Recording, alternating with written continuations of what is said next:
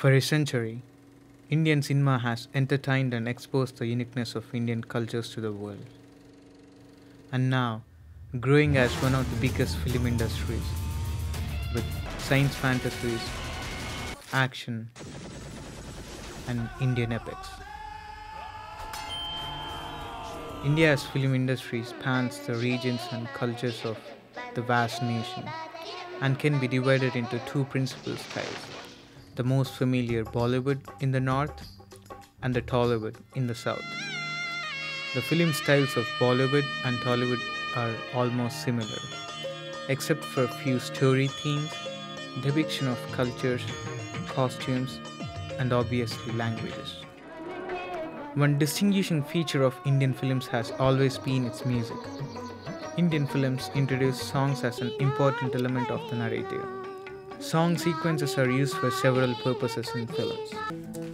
Sometimes a song is dramatically a part of the film. Other times it is used to allow an expression of feeling, happiness, celebration, emotion of sadness.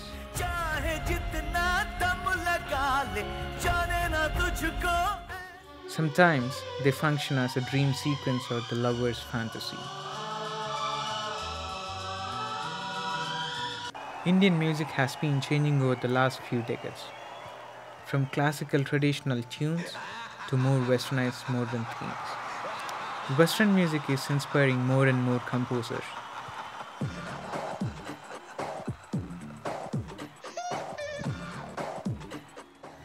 Devi Sri Prasad is one among the Indian film music composers who caters audience with this changing music. He is a new generation music director. Most of his music feels fresh, away from classical film music, with more modernized sounds and lyrics.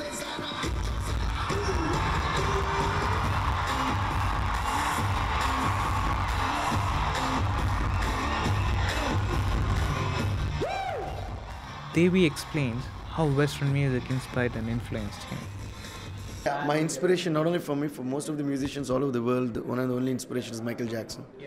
So the reason behind my singing and dancing is, I think, because I've been always watching a lot of music videos of Michael Jackson right from my childhood. So that's one big influence and inspiration for me. Not only Devi Sri Prasad, most of the music composers take Western pop stars as a source of inspiration and influence.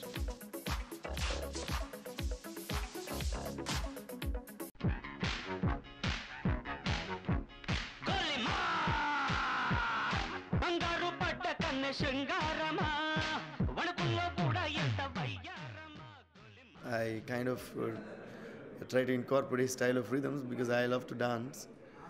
And basically, I think the influence, I don't know how to specifically name it.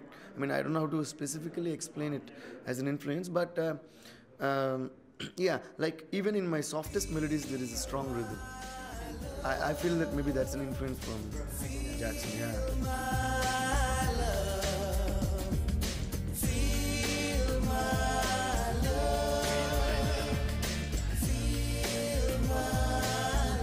Since I'm a Michael Jackson fan, right from my childhood, that layer was never there for me. For me, music is music as long as it's good to the ears. I only listen to what I like, and I listen to anything and everything that I like. I listen to jazz, I listen to rock, I listen to pop, I listen to the traditional Indian music and blues and everything, rap and Jackson and everything. Even when it's not a direct influence, it's the standards of music style that Western pop stars have set, which Indian musicians tend to follow.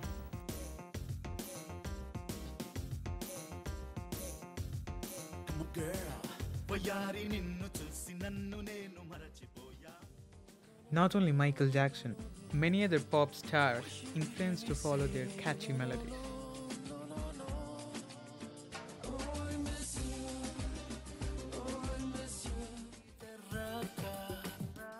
The changes are not only in the style of the music, but the extensive use of Western music instruments and foreign language lyrics. What I feel is it's never the instrument. It's a style of music that's played on the instrument. Like violin is actually a Western instrument, but violin is the most crucial, most important and vital instrument of any Indian classical music. So how did that happen and when did that happen? Nobody knows. The same violin can play a Beethoven's symphony or a Kunangudi Vaidyanathan's Indian classical music. So it's the same violin. It depends on the person who plays it and who's handling it. So it's the same piano. It depends on who's playing it. And sometimes, music is deliberate imitation of the original for the local audience with the local style. You big disgrace, kicking your can all over the place, singing, we will rock you.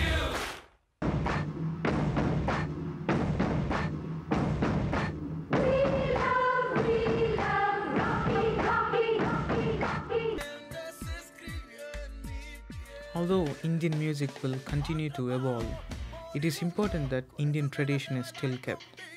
To the matter of fact, every country tries to preserve its culture in their art forms. Music is an art form. Combining too many Western influences with classic Indian film music could just alter a trend. But the uniqueness of any existing art can be never wiped off.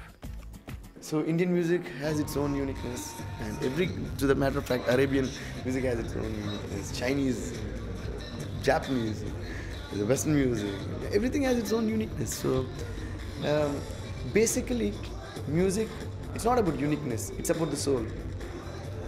See, music is heard, but it has to be felt. Okay?